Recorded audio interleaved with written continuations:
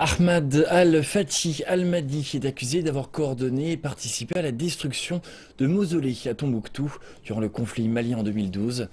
Cette affaire inédite pourrait créer un précédent si elle donne lieu à un procès. Reportage.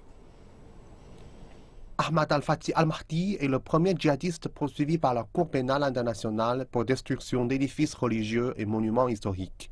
Selon l'accusation, il est suspecté d'être un membre d'Ansar Dine, un groupe islamiste militant qui a pris le contrôle du nord du Mali en avril 2012. Ils ont établi une version stricte de la charia et détruit 9 mausolées à Tombouctou, qu'ils considéraient être un blasphème.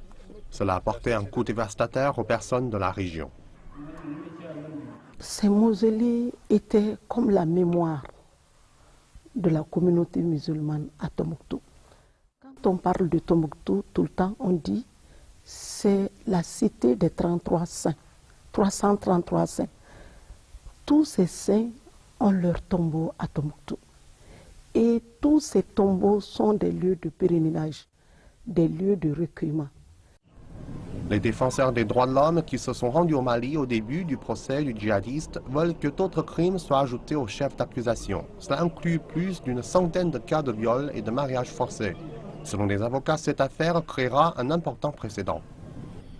Je pense que les accusations de destruction du patrimoine mondial sont importantes, mais il ne faut pas le faire au détriment d'accusations qui concernent directement la souffrance humaine, que cela soit le meurtre, le viol ou bien le recrutement et l'utilisation d'enfants dans les conflits.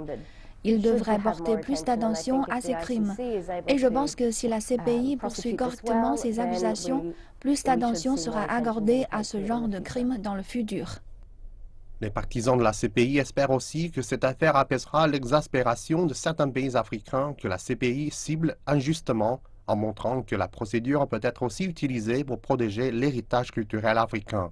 Si la Cour réussit à condamner al-Fathi al-Mahdi pour la destruction du 9 mausolées, cela pourrait ouvrir la voie à d'autres cas de vandalisme culturel, comme la destruction d'anciens sites en Syrie par l'État islamique, qui pourraient être jugés pour crimes de guerre.